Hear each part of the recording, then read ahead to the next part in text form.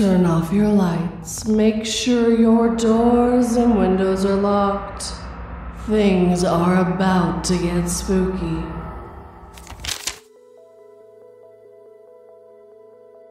Beautiful Things by Jonathan S. 223. The moment Kira stumbled upon the cave, she knew something was incredibly wrong. It took the blonde-haired woman a few moments to realize the forest had gone silent and the birds that were once singing hid among the branches. The way the wind seemed to die the moment she stepped near the jagged rock entrance sent chills up her spine. For some strange reason, the cave her eyes peered into felt ancient and unnerving, humming beneath the earth. She had been hiking alone, a last-minute decision to clear her mind after a stressful week at work. The fact her boss hinted that she would be fired after the 3-day weekend did not help her mood. How the hell am I supposed to keep the numbers up if they keep raising the amount? She grumbled to the trees around her. Her friends often teased her about going off the beaten path, but Kira relished in the isolation. Working at a call center, talking all the time made her want to avoid people. Solitude was a blam, a way to reconnect her with herself after all the critical noise from her customers. She hadn't planned to stray this far. Kira was certain she followed the trail, but when the trees thinned and the rocky outcrops appeared, the woman realized she was in a part of the forest she had never seen. "Where am I?" Kira said, looking around at the clearing she had stumbled into. The cave beckoned her with its gaping mouth, a jagged crack in the earth that seemed to sink deeper than the eye could follow. The air spilling from it was cool, carrying a dampness that clung to her skin. Despite the growing unease crawling up her spine, Kira's curiosity won over. She had no flashlight, just her phone, but the battery was low. Still, the light was enough to make out the path ahead as she carefully picked her way into the cave. Each step echoed in the suffocating silence. The deeper she went, the more the air changed. The crisp, natural scent of earth and moss gave way to something pungent, like stagnant water. Kira knew she was being stupid, but something was drawing her in, an insatiable curiosity about what was at the end of the tunnel. After what felt like an eternity of walking, she reached an expansive chamber. The walls glittered with moisture, and in the center had her frozen to the spot. A lagoon lay nestled in the middle of the cavern, its surface glowing with an ethereal blue light. The water shimmered, casting soft reflections across the ceiling like dancing spirits. Kira stood at the edge, mesmerized. The glow seemed to pulse gently, as if the lagoon had a heartbeat of its own. For a moment, the unease she had felt dissipated. It was beautiful, unnatural, yes, but undeniably captivating. Kira knelt, her hand hovering over the surface of the water. She wanted to touch it, to break the mere surface, but her hand did not move. Something about the way it shimmered seemed wrong. The glow, though soft and inviting, felt like something grinning and trying not to show its teeth. A sudden splash echoed through the cavern, setting ripples across the lagoon. Kira's heart jumped, her gaze darting to the far side of the water. She saw nothing, just the stillness of the glowing lagoon and the jagged walls beyond. The water was undisturbed, but she had heard something hit it. The quiet wasn't comforting anymore. An oppressive weight wrapped around her lungs like thick fog trying to force her to the ground. She could not see it, but she knew. Something was watching her. Kira stood up quickly, backing away from the water's edge. The light from her phone flickered, and she cursed under her breath. She needed to leave, now. Desperately turning to find the path back, something in the water stirred again, this time closer. She froze, her breath caught in her throat. Slowly, she turned her head back towards the lagoon, dread pooling in her stomach. Did she have time to run? Was it close to her? Was she about to die? The glowing water began to churn, and from its depths a dark shape started to rise. At first, it was nothing more than a vague shadow beneath the surface, but as it neared the top, Kira could make out more details. The figure was massive, its form serpent, with limbs too long, too thin, stretching out like a twisted branches. The glow of the water cast sickly reflections on its slimy, dark skin. It had eyes, pale, milky orbs that seemed to bulge from its skull, locking onto her with an intensity that made her mind freeze in place. Its mouth, if that's what it was, stretched open into a grotesque smile, filled with needle-like teeth that shimmered in the blue light. Panic surged through Kira, every instinct screaming at her to run.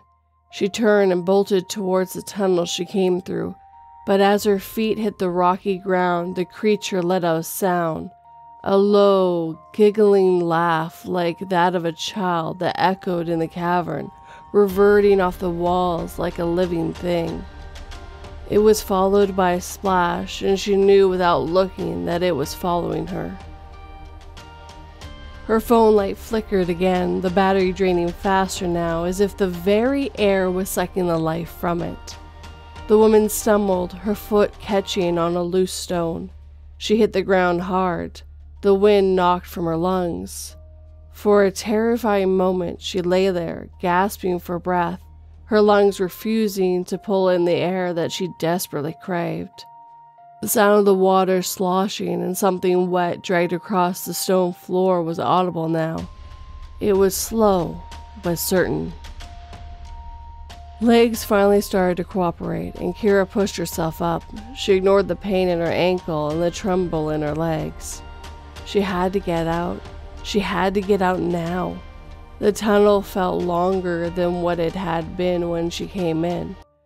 The scared customer service agent ran, her breath ragged and her chest tight with fear. Behind her, the sound grew louder, the wet, dragging noise now accompanied by something else. Something like a giggling whisper. "Kira! Where are you, Kira?" Her name was dragged out like a long sentence. The voice was low, wet, but the tender of a child. It slithered into her ear, making her skin crawl. The woman glanced back, just for a second, and saw the creature's pale eyes gleaming in the darkness, peering around a turn in the tunnel. Its one eye visible, and half of a toothy smile staring at her with glee. Terror gripped her. She pushed herself harder, her legs burning as she raced towards the cave's entrance. The blue light of the lagoon still reflecting in the tunnel behind her, casting eerie shadows on the walls. Somehow feeling as if they were reaching for her itself. Kira could feel the creature's breath, cold and damp, on the back of her neck as it closed. Then, just as the darkness around her seemed ready to swallow her whole, Kira saw a faint glimmer of daylight ahead. Sprinting the last few yards, she threw herself out, rolled, and faced the entrance, terror filling her, wondering if it had leaped out after her. The entrance was dark and still, the lagoon and the creature hidden deep within the earth. But she knew it was still there, lurking, watching. The whisper echoed in her mind again. Kira! Screw you, she hissed back. She sat on the forest floor, trembling, her breath still shallow, her pulse pounding in her ears, and the sunlight shone on top of her. It was still daylight, and she had time to get back to the car. She couldn't stay there, that was for sure. Gritting her teeth, Kira pulled herself to her feet, wenching as her weight shifted onto her injured leg. She needed to get as far away from the cave. No more curiosity, no more exploring, just survival. As she limped through the forest, the trees around her seemed ominously still, as if the very world was holding its breath. She kept glancing back over her shoulder, half expecting to see those pale, bulging eyes staring at her from the shadow between the trees. But nothing followed her. After a few minutes, Kira finally reached the familiar trailhead that marked the beginning of the hiking path. Relief washed over her. She knew her car was just a few more minutes away, but her ankle was screaming louder with every step of the way. Kira's phone was nearly dead now, but she tapped the screen to check for a signal. Nothing, no bars. Shit, she cursed under her breath, screaming at the forest for any sign of other hikers. She was alone. The growing dust stretched the shadows longer, the daylight fading faster. Just keep moving, she muttered to herself. You'll be fine once you get back to the car. As she hobbled along the path, a gnawing thought surfaced in her mind. The whisper, that thing in the cave, had said her name. It knew who she was. How? A chill rippled down her spine as her mind raced through the possibilities. Maybe she had imagined it. Maybe her terror had twisted the sound into something she could comprehend. But no matter how much she tried to reason with herself, the whisper had felt real. Too real. The sun dipped below the horizon as she reached the edge of the parking lot. Her car sat where she had left it, the only vehicle in sight. She fumbled with her keys, her hands shaking as she unlocked the door and collapsed into the driver's seat. Shutting the door with a slam, she exhaled a shaky breath, locking all the doors before slumping back against the headrest. For a moment, Kira sat in the stillness of the car, her mind racing, replaying the events in the cave over and over. The creature, the glowing water, that voice, none of it made sense. It felt like a nightmare, but she knew it had been real. Her ankle's sharp pain was proof enough. With trembling fingers, she started the car. The engine rumbled with a comforting reminder of normalcy. Something familiar during everything she couldn't explain. She put the car into gear, ready to speed down the narrow forest road and never look back. As the tires crunched over the gravel and dirt, Kira glanced into her rearview mirror. The entrance of the hiking trail slowly disappeared, swallowed by the thickening night. Home. All she wanted to do was go home. She glanced in the rearview mirror and something caught her eye, just barely visible in the dim twilight. She saw a faint glow, a soft, blue light shimmering through the trees. Her breath hitched and she forced herself to focus on the road ahead. It was just her imagination. She was exhausted, shaken, her mind playing tricks on her. The highway was only a mile more. The further she drove, the more her panic began to settle.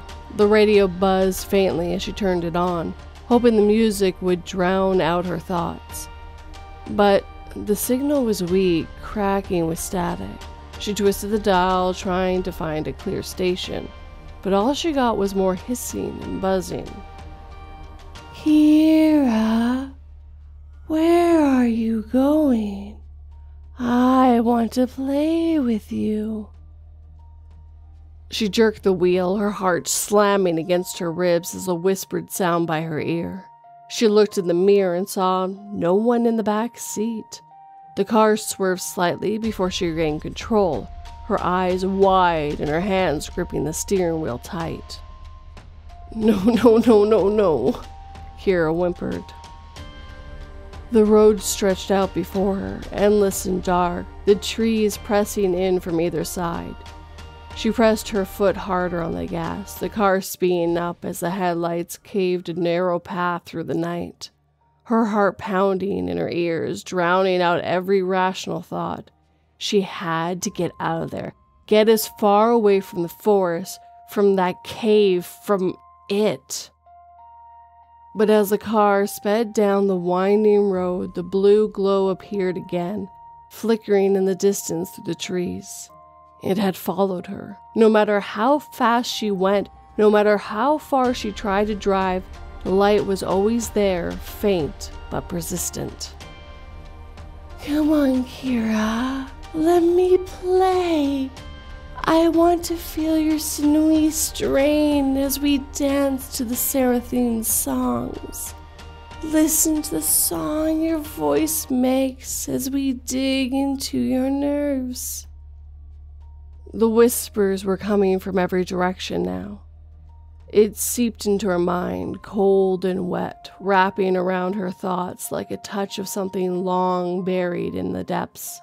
She slammed her hands over her ears, trying to block it out, but the voice only grew louder. It was only in that instant before the crash that Kira realized she had taken her hands off the wheel. The vehicle careened off the road into the gully. The crunch of brushes and thuds of hitting a stump silenced everything.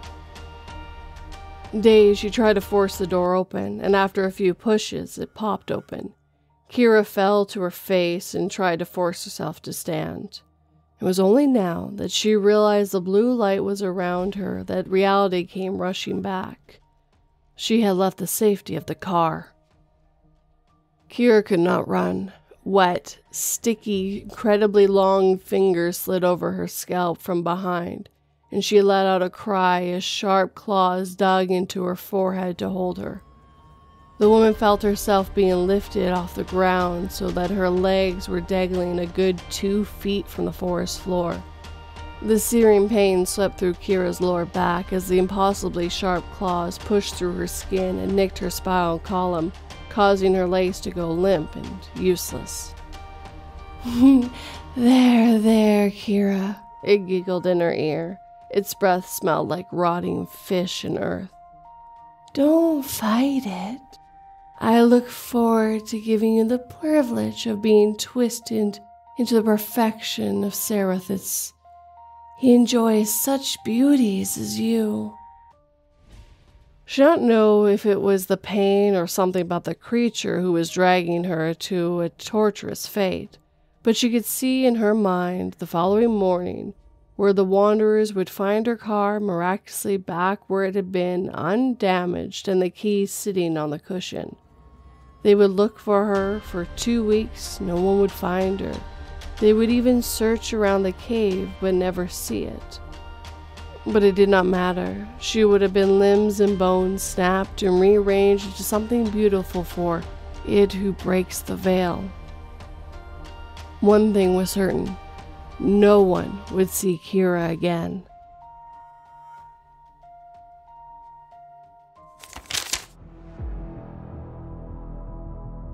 Remember, we are very lucky that we could afford to move, and I promise you'll make new friends.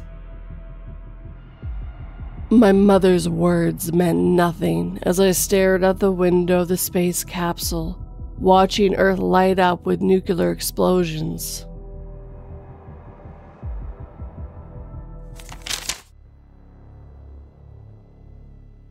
Interview by Apprehensive Rules 332. You wake up in the same room you did a week ago. You feel a type of force field around your joints. You see a note stapled to the ceiling above you. Be careful, be cool, be calm. Alright, they see you as a threat now. Just act casual and don't give out any threats or stuff. 1. Don't annoy or pester or generally bother the interrogator. 2. Don't try to speak with the staff outside of questions. 3. If any rules are broken, refer to Rule 7. 4. The men in black uniforms are replaced by those robotic people as they see you as a threat now. Don't worry as they cannot look up and just see you as a red dot because of their enhancements. 5. Don't try to move or stand up as then you will subject to heavy pain on the joints that are removed and you placed back into the seat. 6. Be calm. Do not hyperventilate. 7.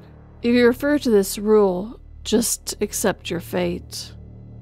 You finish reading. You hear a door click open. You hear a voice. Why did you try to escape?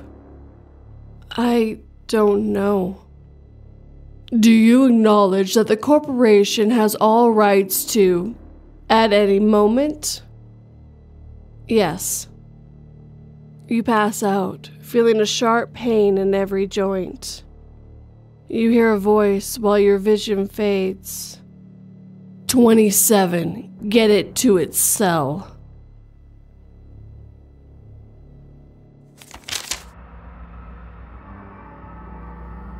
Ever since I became disabled, I can't lift more than 15 pounds.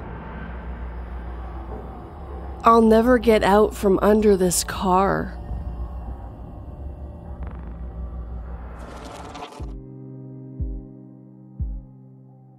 And with that, our time together is coming to an end. As always, if you have a story like me to narrate, you can send it to me 3 different ways, either through my website, my email, or my subreddit. Second, I'd like to thank my patrons and members for their support. As always, guys, thank you so much. You help keep the lights on, and I truly appreciate it. Last but never least, I'd like to thank the writers who let me read their stories. As always, I really enjoyed them, guys. Beautiful Things was definitely a very interesting story to read, and I was definitely rooting for the main character to get away. But I don't think they were really in normal reality anymore. I think once they walked through that cave entrance, it was all over for them. They were never going to leave really alive again. But of course, I would love to hear your guys' theories as well. And the interview was quite interesting. I wonder where they are and what they had gotten themselves into. As always, if you enjoyed these stories, hit that like button and make sure it feels it. If you're new, please subscribe and turn that pretty little bell to all notifications. And of course, I would absolutely love a comment. Tell me what you think and what your theories are. If you're on the podcast and you're able to, please leave a review. And on Spotify, you can now leave comments as well. I would love to see what you guys think. And of course, if you know anyone who might enjoy these stories, please share them with them. And of course, if you'd like to support in a more financial way, I do have Patreon and memberships, as well as PayPal and Buy Me a Coffee. All the links, including the ones to our website and a few other goodies, are down below or in the show notes for you guys. But as always, guys, thank you so much for watching and listening. It always has and always will mean the world to me.